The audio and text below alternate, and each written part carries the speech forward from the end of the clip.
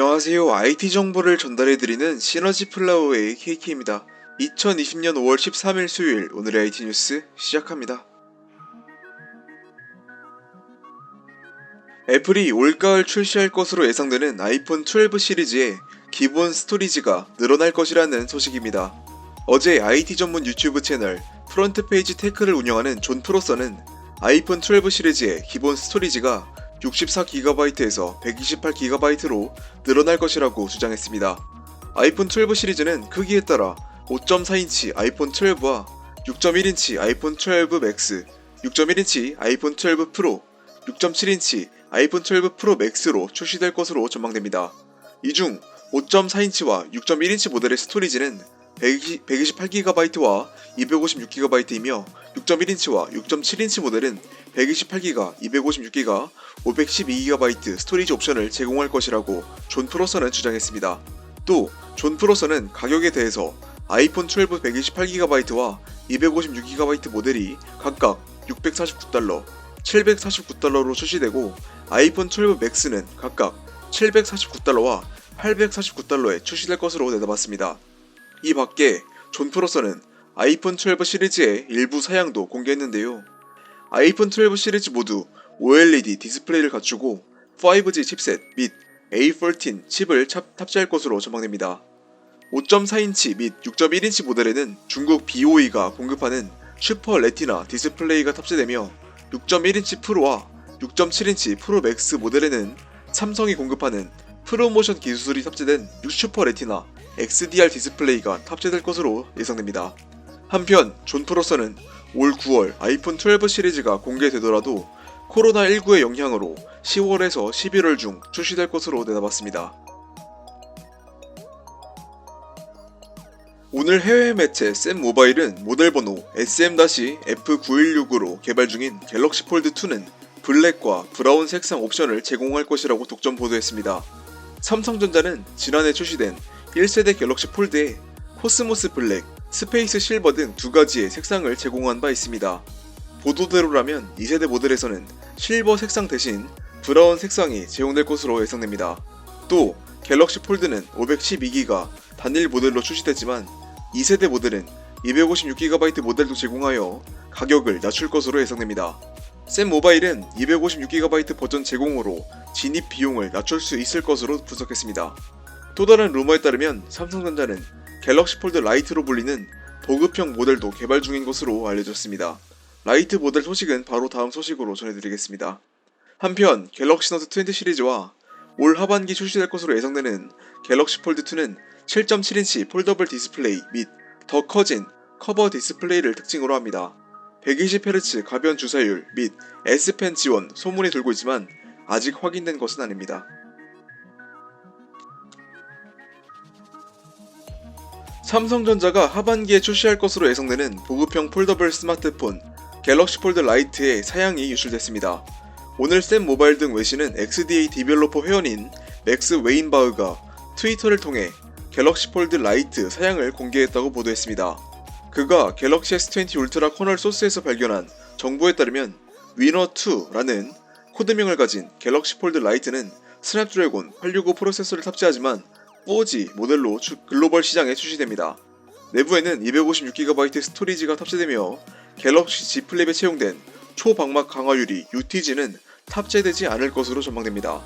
또 작년에 갤럭시 폴드에는 4.6인치 커버 디스플레이가 탑재됐지만 라이트 모델의 커버 디스플레이는 갤럭시 Z 플립 스타일처럼 아주 작을 것으로 예상됩니다.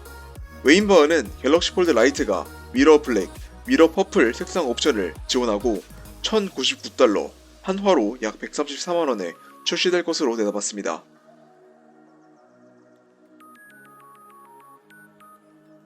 삼성전자 하반기 전략 스마트폰 갤럭시 노트 20 시리즈 중 플러스 모델에만 120Hz 주사율을 지원하는 디스플레이를 탑재할 것이라는 전망이 나왔습니다. 오늘 시장조사 업체 디스플레이 서플라이 체인 컨설턴트의 CEO 로스 영은 트위터를 통해 갤럭시 노트 20 플러스 모델에만 좋은 플러 옥사이드 기술과 120Hz 주사율을 지원하며 일반 모델은 저온 다결정 실리콘과 60Hz 주사율을 지원할 것이라고 주장했습니다. 로스에 따르면 LTPS 기술이 적용된 디스플레이에도 120Hz 주사율 지원이 가능하지만 더 많은 전력 소모가 필요합니다. 반면 LTPO 기술을 전력 소모를 15에서 20%가량 줄일 수 있어 120Hz 주사율 디스플레이를 구현하는 데 최적의 기술로 평가받습니다. 다만 가격은 LTPS 기술이 적용된 디스플레이보다 더 높습니다. LPTO 기술은 애플이 애플워치 시리즈 4에서 처음 선보였었죠.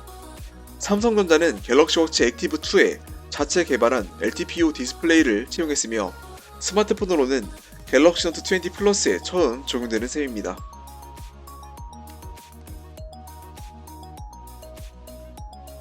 샤오미의 서브 브랜드 홍미가 최신 저가 스마트폰 홍미 9의 일부 사양이 미국 연방통신위원회에서 포착됐습니다. FCC 문서에 따르면 홍미 9 내부에는 5000mAh 대용량 배터리가 탑재됩니다. 충전 속도는 확인할 수 없지만 이전 모델의 18W 충전보다 느린 10W 충전을 지원할 것이라는 소문도 있습니다. 디스플레이의 크기는 커질 것으로 보입니다. 전작은 6.2인치 디스플레이를 탑재했지만 문서에 표기된 치수는 6.6인치 디스플레이 탑재를 암시합니다. 이전에 전해진 루머와 일치합니다. 최근 샤오미 글로벌 RF 인증 페이지에는 홍미 9 제품 이름이 폭착된 바 있어 조만간 시장에 출시될 것으로 전망됩니다. 샤오미 최신 가성비 스마트폰 홍미노트 9S가 이르면 이달 중 국내에 출시될 전망입니다. 관련 업계에 따르면 M2003J6A1R 모델명을 가진 제품이 지난 11일에 국립전파연구원으로부터 전파 인증을 획득했습니다. 지난 3월에 공개된 홍미노트 9S는 6.67인치 디스플레이를 특징으로 스냅드래곤 720G 프로세서와 5020mAh 배터리를 장착했습니다. 4G LTE 통신망을 지원합니다. 후면 메인 카메라에는 4800만화소이며 여기에 800만화소 광각, 500만화소 매크로, 200만화소 심도 센서까지 총 4개로 구성됐습니다.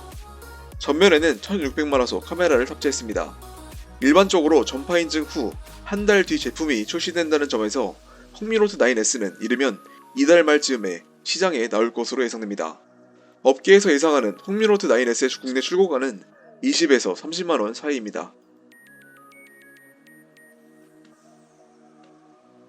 오늘 샤오미의 서브 브랜드 포코에서 플래그십 스마트폰 포코 F2 프로를 공식 발표했습니다. 2년 전 출시된 포코폰 F1은 플래그십 사양을 갖추고도 30에서 40만원대에 출시되어 화제를 모았지만 이번에 출시된 포코 F2 프로는 홍미 K30 프로 사양을 기반으로 한 리브랜드 제품으로 가격이 전작보다 많이 올랐습니다.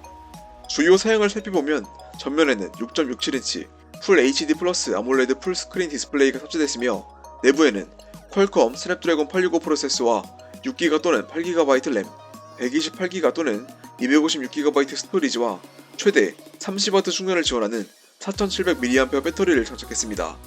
팝업 셀피 카메라가 채용되어 노치 또는 펀치 홀이 없는 깔끔한 풀스크린을 구현했으며 지문인식 센서도 전면에 내장되어 있습니다. 후면에는 6400만화소 메인 카메라와 1400만화소 초광각, 500만화소 매크로, 200만화소 심도 센서로 구성된 AI 쿼드 카메라를 장착하여 8K 비디오 촬영도 가능하며 3.5mm 헤드폰 잭도 지원합니다. 포코 F2 프로의 가격은 6GB 램 플러스 128GB 스토리지 모델이 499유로, 한화로 약 66만원부터 시작되며 중국의 온라인 쇼핑몰 기어베스트 또는 알리익스프레스를 통해 구입이 가능합니다. 마지막으로 웨어러블 소식입니다. 2016년, 2017년에 출시된 삼성의 구형 스마트워치 기어 S3, 기어 스포츠가 갤럭시 워치 액티브 2 기능이 담긴 최신 소프트웨어 업데이트를 받기 시작했다고 외신이 오늘 보도했습니다. 이번 업데이트에는 기존 S보이스 서비스가 종료되면서 빅스비 어시스턴트가 새롭게 제공됩니다. 사용자는 빅스비를 통해 더 많은 작업을 쉽게 수행할 수 있다고 하는데요. 빅스비 외에 운동 기록, 타이머 등 사용 중에 워치 페이스로 이동해도 진행 표시 아이콘을 눌러 해당 앱으로 바로 재진입할 수 있으며 다양한 피부색을 설정할 수 있는 이모티콘이 새롭게 추가됐습니다. 또 UI 개선으로는 절전 모드와 충전 중 AOD 화면을 보다 알기 쉽게 개선했으며 퀵 패널에 아이콘 배치를 변경하여 더 쉽게 조작할 수 있도록 했습니다. 타이머 및 스톱워치 앱에서는 보다 직관적으로 취침 모드 진입 상태를 확인할 수 있습니다. 삼성 헬스에는 달리기 및 자전거 운동 기록 중에 랩타임 기록 기능이 추가됐으며 사용자의 일상 속 활동 정보를 측정하여 진척도를 보여주는 데일리 액티비티 기능을 적용했습니다. 2020년 5월 13일 수요일 오늘의 IT 뉴스 소식은 여기까지입니다. 수요일도 이렇게 끝났네요. 주말까지 이틀 남았습니다. 오늘도 시청해주셔서 감사합니다. 내일 뵙겠습니다.